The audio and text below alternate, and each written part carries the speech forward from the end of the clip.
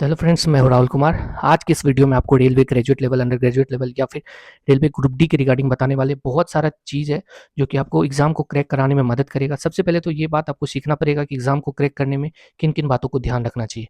ठीक है, तो आज की इस वीडियो में इसके रिगार्डिंग ही रहेगा। वीडियो अगर आपको अच्छा लगेगा देखने के बाद तो आप चैनल को सब्सक्राइब कर लेना और लाइक कर लेना। ठीक है, वीडियो स्टार्ट करने से पहले आपको एक चीज़ बता दें, क्योंकि देखो अभी जो भी एग्ज़ाम हो रहा है वो ऑनलाइन मोड में हो रहा है, तो आपको ऑनलाइन प्रैक्टिस जरूर करना चाहिए। इसके लिए टेक्स्ट बुक जो है वो ईयरली पास लाया है। फ्यूचर ऑफिसर करके जो सेल चल रहा है 699 के बदले 615 रुपये में देगा वो आपको। उसमें आपको कूपन यूज करना होगा AONE, जिसमें कि 12% आपको फ्लैट डिस्काउंट रहेगा। जो 699 में मिलता था वो अभी 615 में मिलेगा। देखो टेक्स्ट बुक का सबसे अच्छा चीज़ क्या है कि ऐसा नहीं कि ये आप अभी खरीदोगे तो ये रेलवे के लिए नहीं। जो भी कम्पिटेटिव एग्जाम है, रेलवे हो गया, SSC हो गया या स्टेट PCS हो गया, कोई भी कम्पिटेटिव एग्जाम का उसको प्रीवियस ईयर क्वेश्चन या न्यू पैटर्न का क्वेश्चन TCS के आधारित सारा चीज़ आपको मिलेगा एक्सप्लेनेशन के साथ। साथ में हर सब्जेक्ट का आपको बहुत सारा क्वेश्चन 10,000 5,000 करके क्वेश्चन रहेगा, जैसे हिस्ट्री, सिविक्स, ज्योग्राफी, सारा चीज़ का, चाहे वो साइंस हो। इससे फ़ायदा क्या है, जैसे आप ट्रेन में ट्रैवल कर रहे हो तो अगर आपको बायोलॉजी का प्रैक्टिस करना है किसी सेट का, तो फटाक से 10 20 25 क्वेश्चन करके रहता है, आप आराम से उसको कर सकते हो। तो आपको लेना चाहिए। ठीक है, आपको स्क्रीन पे दिखा देंगे, फिलहाल एक मोबाइल में भी हम दिखा सकते हैं। ये देखो फ्यूचर ऑफिसर सेल है, future officer cell, you are the next officer, ये इसका टैगलाइन है। ठीक है, तो अगर आपको मौका मिलेगा तो जरूर खरीदना। ठीक है, चाहे लिंक कोशिश करेंगे डिस्क्रिप्शन में डाल देने का। चलो वीडियो स्टार्ट करते हैं। सबसे पहले देखो प्रॉब्लम क्या होता है कि हम लोग जैसे कॉम्पिटेटिव एग्जाम की तैयारी कर रहे हैं तो हम लोग जो जेन्यून चीज़ है वो नहीं सोच पाते। क्या जेन्यून है? जैसे अभी 100 नंबर का एग्जाम होगा रेलवे का, तो हमको क्या लगता है कि 100 नंबर का एग्जाम होगा तो 100 में 100 उसका कट ऑफ चला जाएगा। ऐसा जबकि ऐसा नहीं होता है। हम लोग हर लोग इसी बात से डरे हुए रहते हैं कि कहीं कट ऑफ 100 में 100 नहीं चला जाए।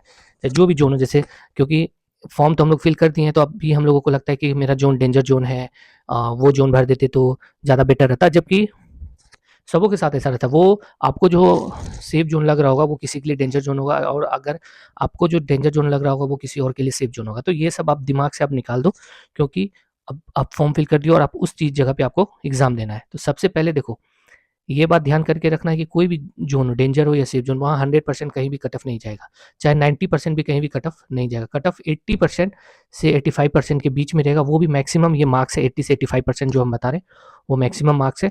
तो अब इस चीज़ का आपको रखना, जैसे बहुत सारे लोग हैं कि लगता है कि उनको कि मेरा ये तैयारी नहीं हो रहा, वो तैयारी नहीं हो रहा, तो इस बात से वो घबराए हुए हैं। उनको लगता है कि कैसे सिलेक्शन होगा, जबकि आपको पता है कि सिलेक्शन 80 से 85 क्वेश्चन अगर आपका सही हो जाएगा नॉर्मली, ठीक है, बहुत ईजी रहेगा तब, और अगर क्वेश्चन का लेवल रहेगा तो मेरे को लगता है 70 से 75 80 तक में सिमट जाएगा।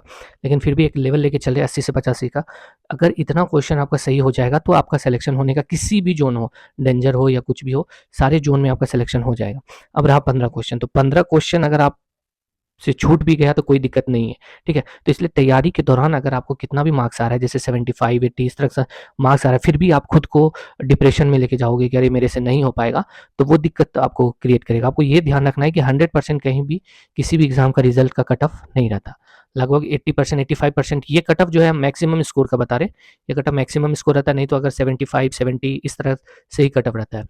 ठीक है, अब बात क्या होता है कि बहुत सारे लोग ऐसे होते हैं कि जिनको कि एकदम बहुत आसानी तरीके से 75-80% मार्क्स ले आएँगे वो किसी भी एग्ज़ाम में, लेकिन दिक्कत उनके साथ क्या होता है, जिद। जिद क्या होता है कि अगर कोई एक क्वेश्चन में आप फँस गए तो उसी को बनाने में बहुत मैक्सिमम टाइम दे दिया जाता है। क्यों? उनको लगता है क्या कि हम तो रूम पर बहुत प्रैक्टिस की थी, ये तो मेरे से बन जाएगा।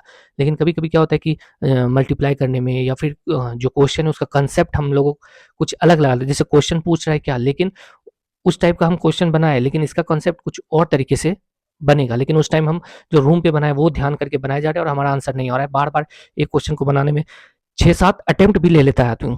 उसको लगता है कि ये हल्का है और मेरे से क्यों छूट जा रहा है, जबकि 6-7 अटेम्प्ट की वजह से आपको अच्छा खासा कोई और सब्जेक्ट, जैसे 6-7 अगर क्वेश्चन एक ही क्वेश्चन को मैथ में बना लोगे तो मेरे को लगता है कि उतना देर में लगभग आपका जीके बन जाएगा। तो इस जिद को आपको त्याग के चलना है। आपको इतना ध्यान रखना है कि कोई भी एग्जाम में कट ऑफ 100% नहीं होगा। 4-5 क्वेश्चन छूट भी जाएगा, अगर वो हार्ड रहेगा तो सोचो सबसे छूटने वाला है।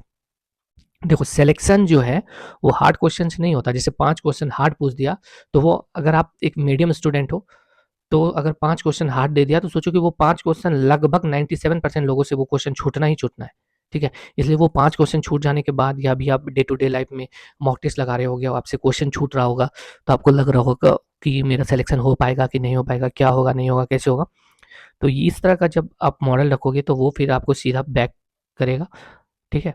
जबकि आपको ध्यान क्या करना है कि जो भी मार्क्स आ रहा है उसमें आपको अपग्रेड करने की कोशिश करना है, उससे आगे बढ़ने की कोशिश करना है, ठीक है?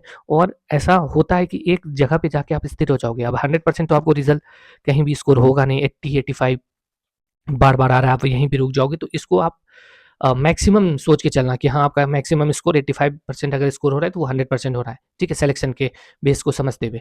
और अगर वो 85% को आप 0% समझ के चलोगे कि मेरा सिलेक्शन नहीं हुआ, सिलेक्शन ना होना मतलब कितना भी मार्क्स आ रहा है तो आपका वो 0% ही हो गया, ठीक है? तो ये सोच के अगर आप चलोगे तो फिर सोचो कि पढ़ने से आपको कोई फ़ायदा नहीं है। कितना भी आप पढ़ रहे हो, कितना भी स्कोर ला रहे हो, मॉक टेस्ट हो गया या और कुछ में या कहीं पे और प्रैक्टिस सेट कर रहे हो तो कोई फ़ायदा नहीं है, ठीक है? तो सार मेरा यही कहने का है कि जब भी आप मॉक टेस्ट दो, कोई ये क्वेश्चन है उसमें एकदम अडिग नहीं हो जाना है कि इसको बनाना ही बनाना है और उसकी वजह से 10 क्वेश्चन छोड़ दिए। तो कभी-कभी कुछ लोग ऐसा होता है जो कि अच्छा मार्क्स करने वाला होता है। वो इस वजह से भी एग्जामिनेशन को क्रैक नहीं कर पाता है। तो आप जो है क्वेश्चन को स्किप करने के लिए सीखो। कुछ क्वेश्चन है उसको एग्जाम में स्किप, जैसे 4-5 क्वेश्चन स्किप हो ही जाएगा। अभी से आदत रहेगा आपको ये क्वेश्चन को स्किप करने का, तो एग्जाम में आराम से स्किप कर जाओगे। तो उससे फ़ायदा क्या होगा कि आपका जो है टाइम बच जाएगा। फिर लास्ट में जब रिटर्न होके दोहराओगे तो फिर वो क्वेश्चन आपको से हो सकता है बन भी जाए या फिर कुछ और दिमाग लग जाए या फिर ऑप्शन के अकॉर्डिंग सब कुछ हो जाए, ऐसा भी हो सकता है। ठीक है? तो एक चीज़ ये हो गया। दूसरा बात, हमेशा अपने आप में कॉन्फिडेंस बना के रखो। कुछ भी मार्क्स आ रहा है जैसे 40, 45 या 60, कुछ भी मार्क्स आ रहा है तो अपने आप में कॉन्फिडेंस बना के रखना है। अगर आप कॉन्फिडेंस में नहीं रहोगे तो देखो एग्ज़ामिनेशन सक्सेस सिर्फ़ आपका पढ़ाई से नहीं होता, ठीक है? बहुत सारे ऐसे लोग हैं, वो आप सुनते होंगे कि रूम पे बहुत अच्छा करता है, रूम पे कोई भी सेट दो बहुत अच्छा कर जाता है। न्यू सेट भी, ऐसा नहीं कि पढ़ा हुआ, न्यू सेट भी दो अच्छा कर जाता है, लेकिन एग्जामिनेशन के डर की वजह से एग्जामिनेशन हॉल में जैसे प्रेजेंट हुआ उसको कुछ डर फोबिया की वजह से एग्जामिनेशन उसका बेकार चल जाता है, वो कॉन्फिडेंस भी लूज कर जाता है, ठीक है? तो इस वजह से सक्सेस उसको नहीं मिल पाता। तो है कि पढ़ाई भी ज़रूरी है और साथ में आपको कॉन्फिडेंस भी रहना बहुत ज़रूरी है। कॉन्फिडेंस आएगा कैसे? मॉक टेस्ट लगाने से थोड़ा कॉन्फिडेंस का बिल्डअप होता है। क्यों कॉन्फिडेंस का बिल्डअप होता है? क्योंकि जब आप मॉक टेस्ट लगाओगे तो आपका जो कमी है वो आपको बार-बार पता चलेगा, उस पे आप वर्क करोगे। जब आपकी कोई भी चीज़ पे वर्क करोगे तो वो अच्छा होते जाएगा और जैसे ही अच्छा हो जाएगा तो फिर आप ऑटोमेटिक एग्ज़ाम में अच्छा स्कोर कर जाओगे। ठीक है? तो यही सब बात है और बहुत सारे लोग बार-बार बुक के बारे में पूछते हैं अभी भी रेलवे के कि कौन-सा बुक को पढ़े जिससे कि ये ज़्यादा बेटर हो जाए। तो देखो रेलवे का हो या कोई भी कॉम्पिटिटिव एग्ज़ाम की आप तैयारी करना स्टार्ट कर रहे हो या करोगे, तो आपको जो है सबसे पहले ज़रूरी है उसका प्रीवियस ईयर क्वेश्चन बनाना। प्रीवियस ईयर क्वेश्चन को आप कैसे बनाओगे, कौन-सा बुक लोगे? देखो कोई भी बुक लेना, किरण हो गया या पीवाईक्यू, पिनाकल, किसी का भी प्रीवियस ईयर लोगे तो उसमें जो है चैप्टर वाइज वाला क्वेश्चन लेना। मतलब मैथ का जो अभी तक जितना जैसे प्रॉफिट एंड लॉस, समय और काम, समय और दूरी का अभी तक जो भी क्वेश्चन पूछा है वो सारे क्वेश्चन को बना लेना। या फिर रीजनिंग हो गया या जीके हो गया, तो ये सारी चीज़ को करने के बाद भी आप तब अलग अलग चीज़ करोगे तो होगा क्या कि जब ये सारा चीज़ आप कर लिए हो, जब आप नया कुछ पढ़ोगे तो आपको समझ में आएगा कि हाँ, यहाँ से क्वेश्चन पूछ रहा था। जैसे कोई बुक पढ़ोगे एनसीईआरटी, पहले ये पढ़ लिए फिर एनसीईआरटी पढ़ोगे तो आपको एक समझ में आएगा ट्रैक कि हाँ, ये क्वेश्चन वहाँ पूछा था, ये क्वेश्चन वैसे पूछा था, तो वो समझ में आता है, ठीक है? तो प्रीवियस ईयर पढ़ने से वही फ़ायदा है कि आपको बताएगा कि किस तरह का क्वेश्चन है, किस तरह का क्वेश्चन का लेवल है, क्या हमको पढ़ना चाहिए। जैसे बहुत सारे लोग हैं जो कि कहते हैं कि मेरे पास एसएससी का बुक है, तो एसएससी से काम चल जाएगा क्या? तो देखो एसएससी और रेलवे का दोनों का क्वेश्चन का लेवल अलग-अलग है। क्वेश्चन का लेवल अलग है, क्वेश्चन कुछ मतलब कुछ चैप्टर भी अलग है। जैसे मैथ्स का कुछ चैप्टर रेलवे में पूछता है, मेरे को लगता है वो एसएससी में नहीं पूछता है। कुछ चैप्टर एसएससी में पूछता है जो कि रेलवे में नहीं पूछता है। एसएससी में एडवांस थोड़ा अच्छा लेवल का पूछ देता है, रेलवे में उतना अच्छा लेवल का नहीं पूछता, ठीक है? तो इस वजह से भी दिक्कत होता है। देखो एसएससी और रेलवे के एग्ज़ाम में क्या फ़र्क है कि एसएससी के एग्ज़ाम में इंग्लिश पूछ देता है। इस वजह से इंग्लिश की वजह से वहाँ पे जीके का इम्पोर्टेंस है, लेकिन उतना इम्पोर्टेंस नहीं रह जाता जितना कि रेलवे में रहता है। क्योंकि रेलवे में सारे लोग एसएससी हो गया, बैंक हो गया या जो और भी लोग हैं जिसका कि इंग्लिश नहीं भी अच्छा है, वो भी फॉर्म भरते हैं और सिलेक्शन लेते हैं, ठीक है? और इस वजह से लेकिन रेलवे में क्या एसएससी में क्या है कि इंग्लिश की वजह से बहुत सारे ऐसे लोग जिनका कि मैथ, रीज़निंग और जीके अच्छा है, फिर भी फॉर्म नहीं भर पाते क्योंकि उनका इंग्लिश थोड़ा भी मजबूत नहीं है। ठीक है? तो इस वजह से क्वेश्चन का दोनों एग्ज़ाम में पैटर्न अलग है, लेवल अलग है। तो बुक अगर आप रेलवे की तैयारी कर रहे हैं तो मेरे हिसाब से कितना 2 1 आध हज़ार का बुक होगा वो ले लेना, उससे कोई दिक्कत नहीं होगा और आपका अच्छा तैयारी हो जाएगा कि आप एसएससी पढ़े हो, अब रेलवे पढ़ जाओगे तो कुछ जीके जो है एसएससी का रेलवे में आता है, अब रेलवे का एसएससी में आता है, ठीक है? ऐसा करना, बाकी बात वीडियो को बुक को हम टैग कर देंगे वीडियो में, ठीक है? वहाँ से भी आप ले सकते हो और एक चीज़ जाते-जाते आपको बताएँगे कि मेरा टेलीग्राम चैनल है राहुल 11 मैथ्स, ठीक है?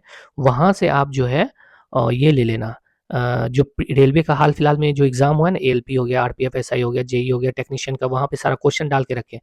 वो बना के चल जाना, हो सकता है कि अभी एग्ज़ाम जो है ग्रेजुएट, अंडर ग्रेजुएट या ग्रुप डी का होगा उसमें रिपीट हो जाए। ठीक है, इसलिए बोल रहे हैं उसको बना के एक बार देख लेना, आपको बहुत फ़ायदा करेगा। साथ में जो ये सारे एग्ज़ाम में करंट का क्वेश्चन पूछा वो भी डालें। अगर आप वो करंट देख लेते हो तो आपको एक आइडिया लग जाता है कि टीचर्स क्या किस तरह का क्वेश्चन पूछने वाली है और पूछ सकती है। ठीक है? तो आज का वीडियो यहीं तक है। नेक्स्ट वीडियो में भी आपको कुछ अच्छा सजेशन करेंगे जो कि आपको बहुत फ़ायदा होगा। तो अगर वीडियो अच्छा लगे तो चैनल को सब्सक्राइब करना, और कुछ दिक्कत हो तो टेलीग्राम पे आप मेरे को कमेंट कर सकते हो। ठीक है? चलो।